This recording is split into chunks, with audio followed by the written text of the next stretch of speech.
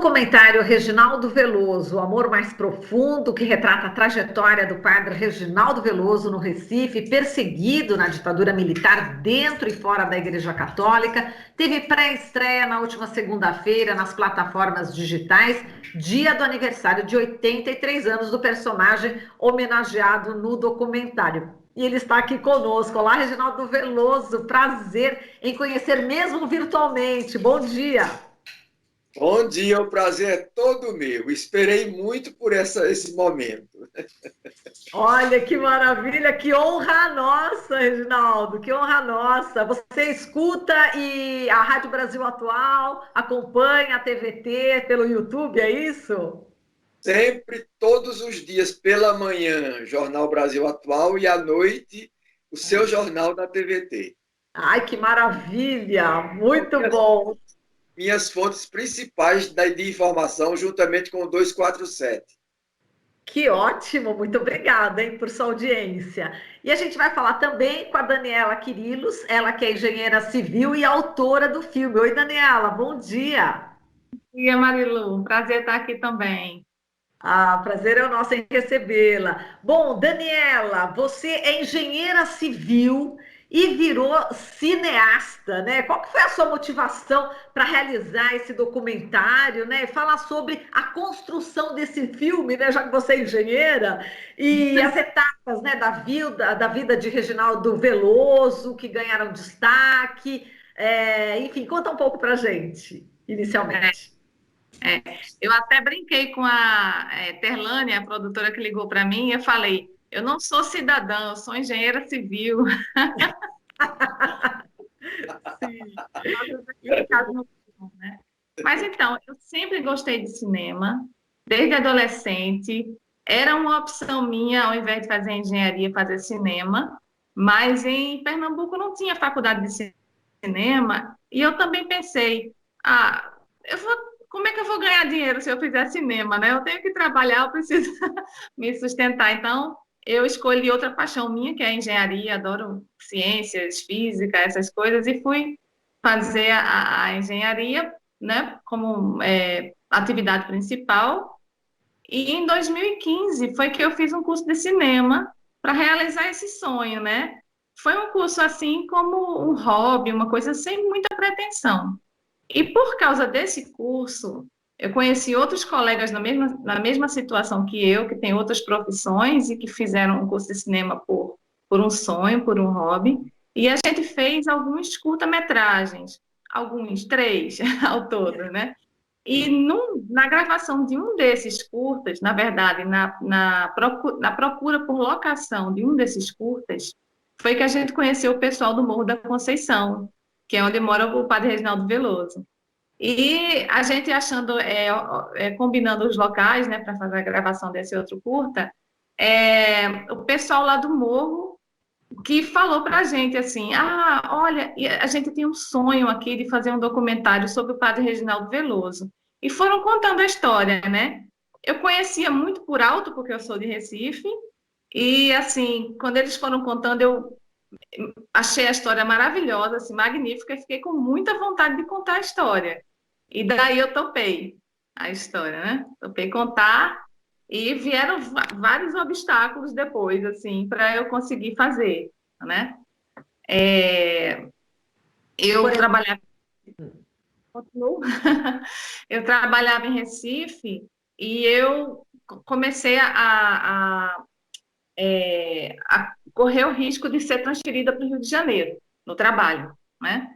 E quando foi em 2017, isso se concretizou, então eu decidi gravar as coisas assim bem rápido, né? Os depoimentos, as entrevistas, o pessoal do Morro mesmo foi quem me indicou quem eu deveria falar, com quem eu devia é, conversar e entrevistar.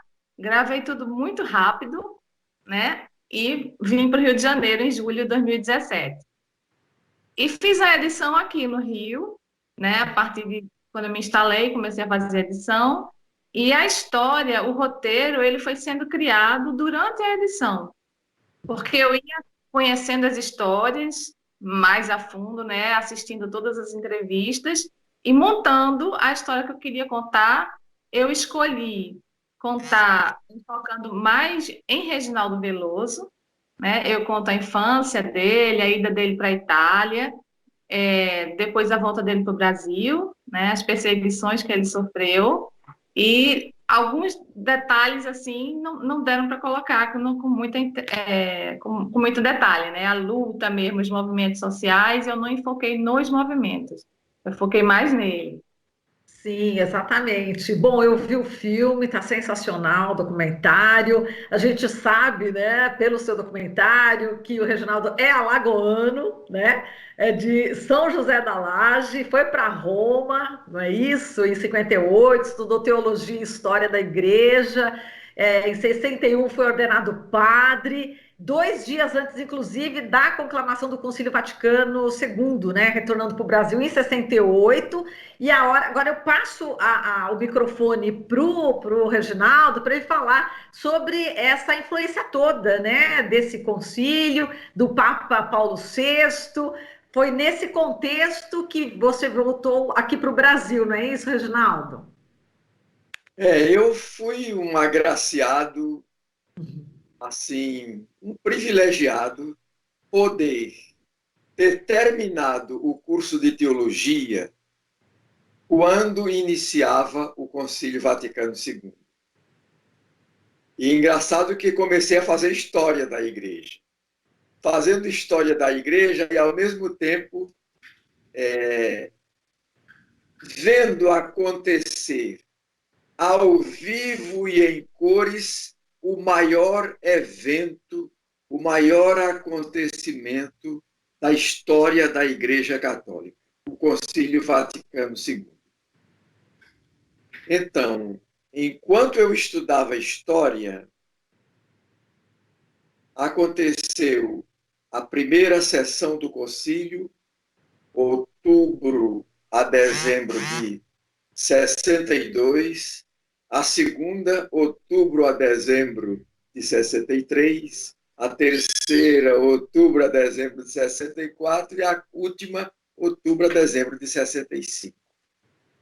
Eu estive presente, tive a oportunidade de ir até a Basílica de São Pedro, onde estavam os bispos reunidos, montada toda uma estrutura para isso, para receber mais de 2.000 pessoas. Algumas vezes, eventos que aconteciam na própria Praça de São Pedro, e, sobretudo, a oportunidade de me encontrar com conferencistas, palestrantes que vinham do mundo inteiro tratando dos temas mais atuais. Você falou do Papa Paulo VI, mas tudo começou com o Papa João XXIII. Sim, lá atrás. Esse João XXIII realmente foi a criatura providencial, escolhida por Deus para fazer acontecer uma coisa totalmente inesperada naquele momento. Eu cheguei em Roma no dia do sepultamento de Pio XII. Papa Pio XII, que foi um grande papa, assim, de uma grande projeção, de um longo pontificado. E eu assisti o sepultamento do Papa Pio XII e não sabia eu que estava encerrando com aquele sepultamento toda uma fase da história da Igreja.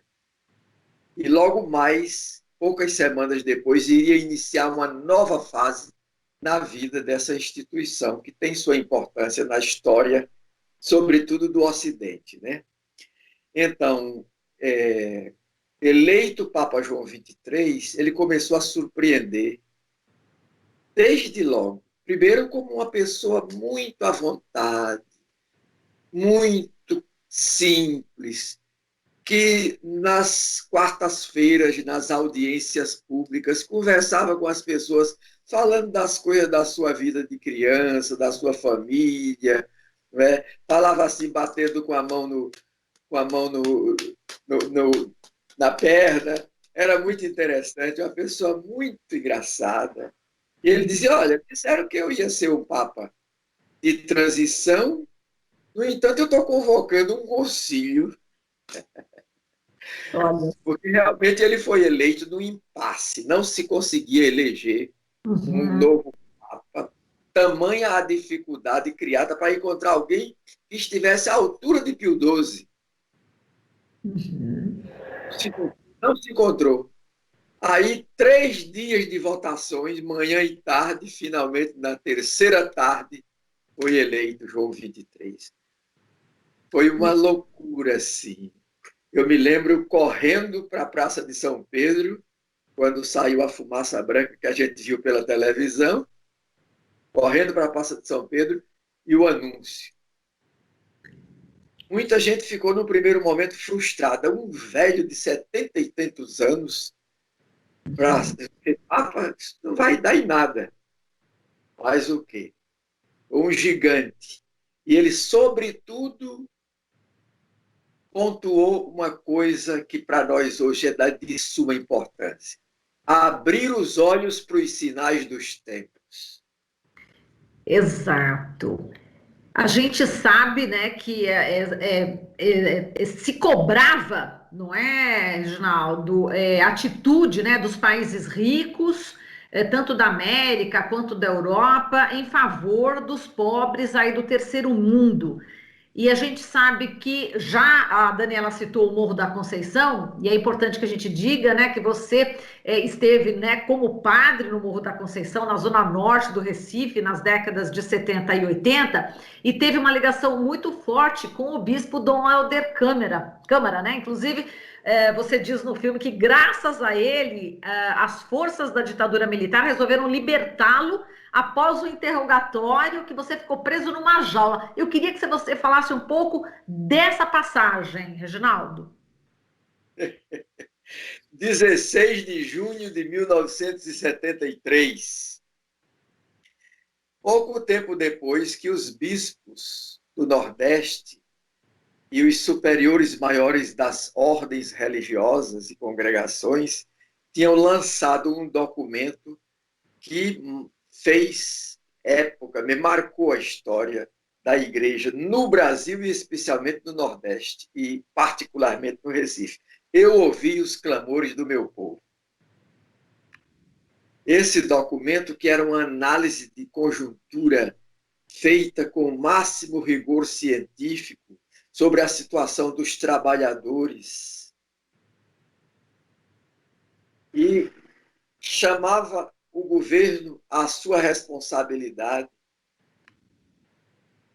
e convocava a igreja para estar junto com a luta dos trabalhadores por seus direitos num tempo de muita repressão. Esse documento provocou uma irritação muito grande nos detentores do poder, que no tempo eram os militares, haja vista o golpe empresarial militar que foi dado em 1964, né? Poucos dias antes de chegar aqui Dom Helder Câmara, né?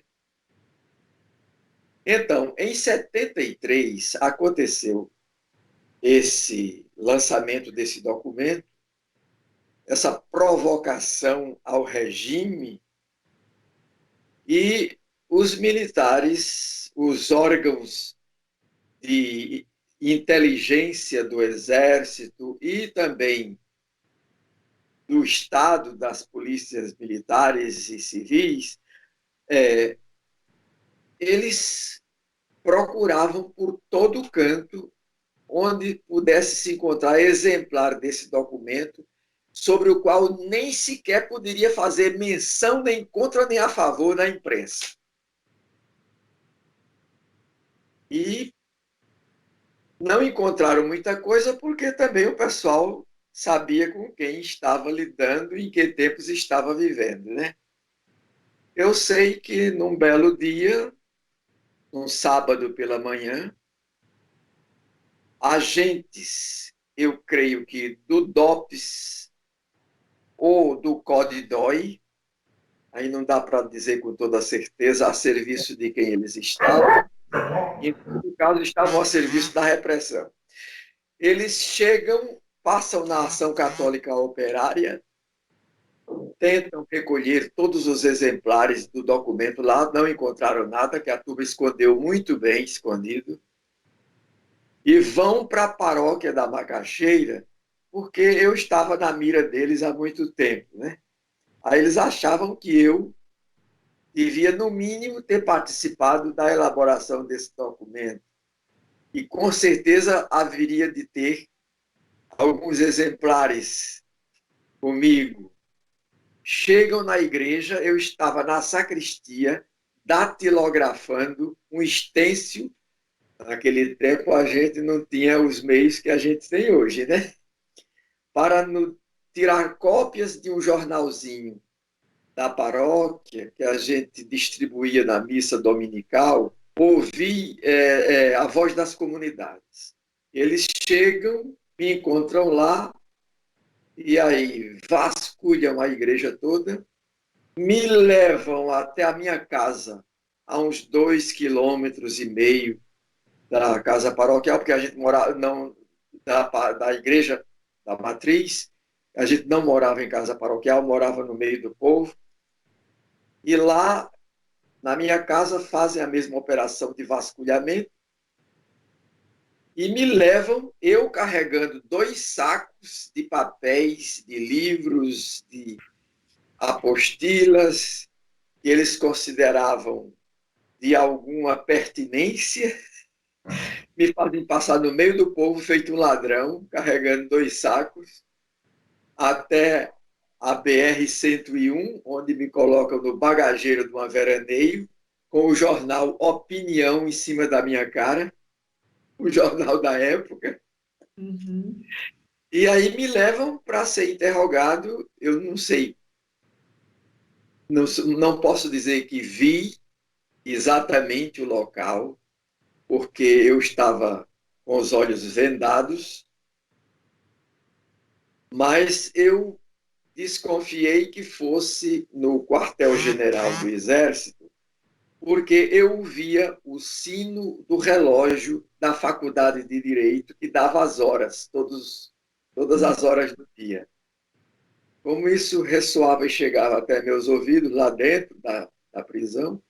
Mas eu sei que eu cheguei nesse local, me despiram, me deixaram só de Zorba e me colocaram literalmente numa jaula, porque era um cubículo assim de uns 2 metros de comprimento e 1 metro de largura, com a porta, uma grade de ferro na frente, me trancaram lá dentro.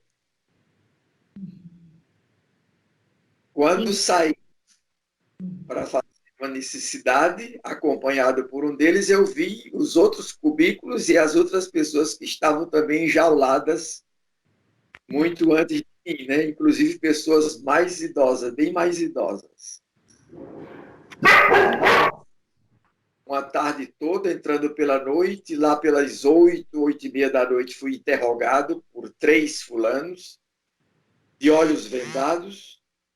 Só recordo que alguém tinha um sotaque sulista. Queriam saber quem tinha escrito o documento. Eu ouvi os clamores do meu povo. Eu sei que minhas pernas tremiam, porque eu nunca aprendi a mentir, mas tive que encobrir a verdade a quem não tinha direito de escutá-la. E coloquei nomes dos figurões da extrema-direita como autores do documento. Olha a estratégia! Eu sei que depois de 2 horas de interrogação, eles me liberaram, me levaram de volta, me deixaram lá na praça da igreja por volta de 10, 11 horas da noite.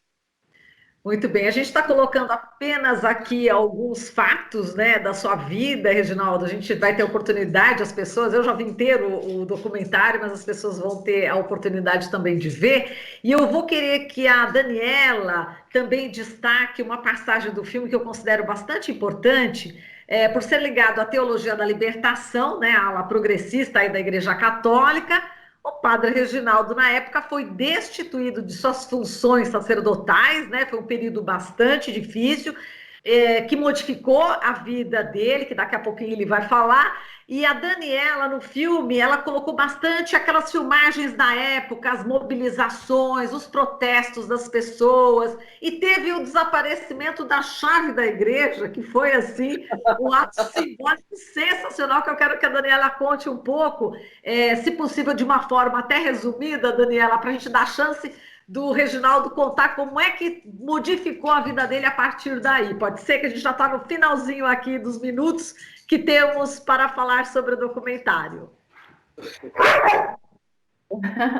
Então, com a mudança de Papa, né, faleceu Paulo VI, faleceu João Paulo I, entrou João Paulo II, que vem com a visão 180 graus diferente da visão que a Igreja vinha tomando desde o Segundo Concílio Vaticano, né?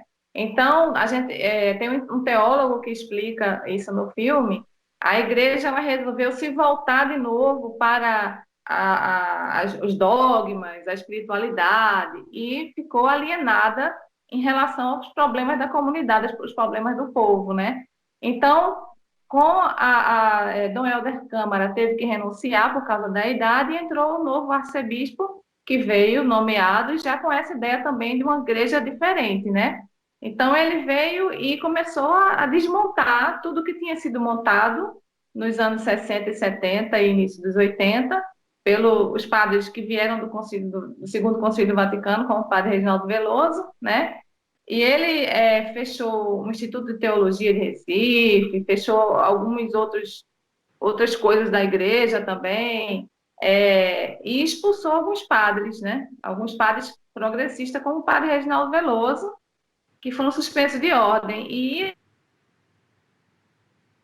houve uma reação muito forte do pessoal do Morro da Conceição. Isso eu me lembro que eu vi na televisão, passou muito na televisão isso, né? Eles fizeram passeatas, fizeram muitos protestos, pichação, né? Assim, fizeram tudo para que o arcebispo mudasse de ideia, que o padre Reginaldo Veloso continuasse padre lá no morro, né? Mas não conseguiram. Mas eles continuaram lá, e como ele diz no filme, não arredamos pé. Continuaram lá na luta com a comunidade, com as SEBs, né? Sem estar oficialmente na igreja. Exato. E tem essa passagem curiosa da chave, parece que colocaram num balão, não foi?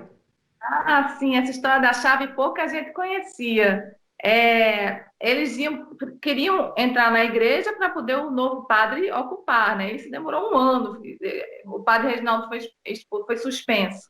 Em 89, em 90, em 19 de outubro de 1990, que eles conseguiram arrombar a igreja, né? Então, eles chegavam lá no Morro da Conceição pedindo a chave, procuravam a chave, e os moradores eles tinham um esquema de ninguém saber com quem estava a chave. Eles iam trocando de mão a chave, ninguém sabia onde estava. Então, quando a polícia chegou lá, com carros de polícia, muitos policiais para poder arrombar, eles fizeram um cordão de segurança em volta da igreja, tipo uma ciranda, né?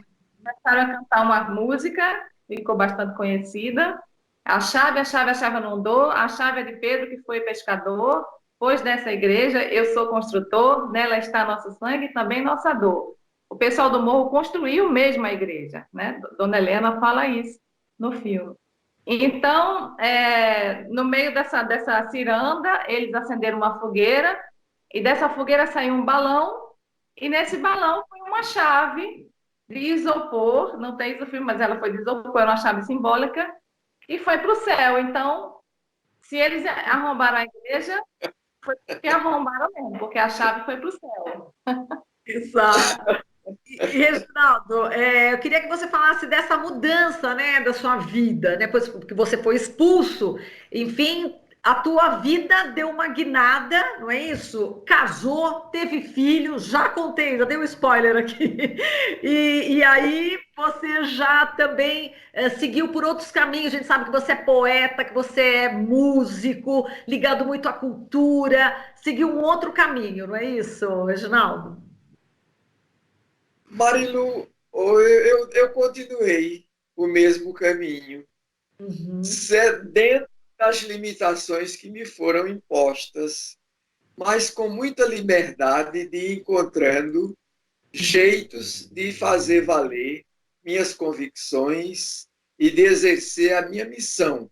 E a minha missão não é simplesmente uma questão de boa ou de má vontade de alguma pessoa, seja ele bispo ou governador, seja ele autoridade eclesiástica ou civil. A minha missão, eu tenho a convicção que ela vem de Deus, que é Jesus que me confia essa missão.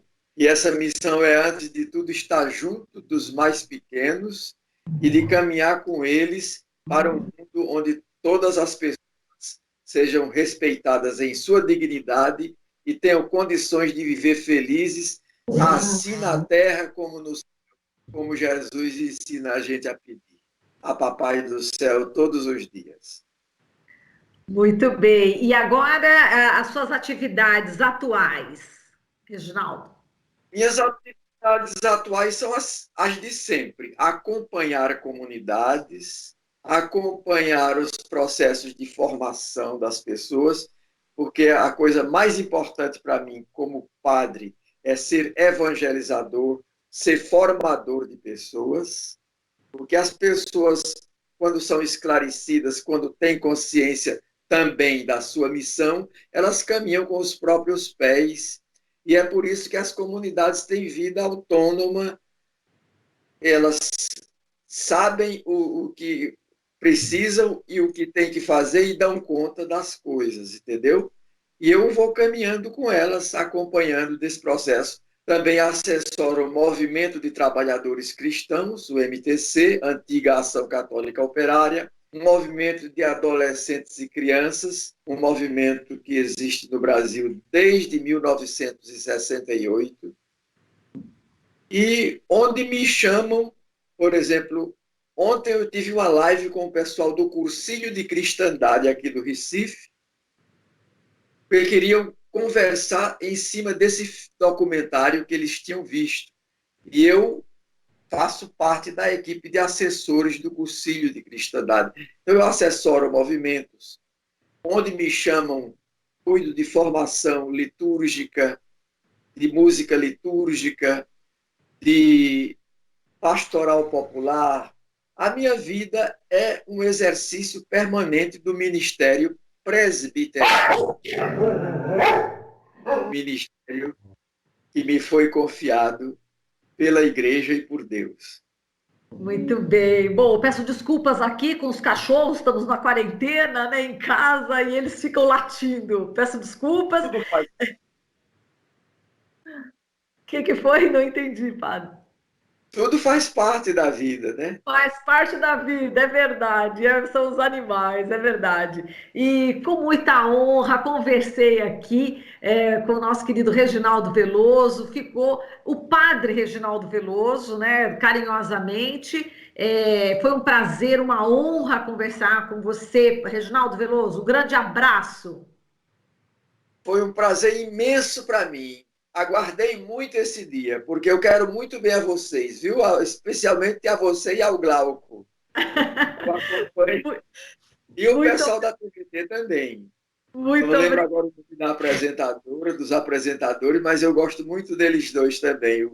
O que tem uma carinha de japonês e a menina. É o Jô, Miyagi, a Thalita, a Gali. É isso mesmo. Muito obrigada, viu, Reginaldo Veloso? E muito obrigada, Daniela Quirilos, ela que é a autora aí do documentário Reginaldo Veloso, O Amor Mais Profundo. Obrigada, Daniela. Um abraço para você. Obrigada. É um prazer também estar aqui. Um grande abraço e sucesso para o documentário. Você está ouvindo Jornal Brasil Atual. As notícias que os outros não dão.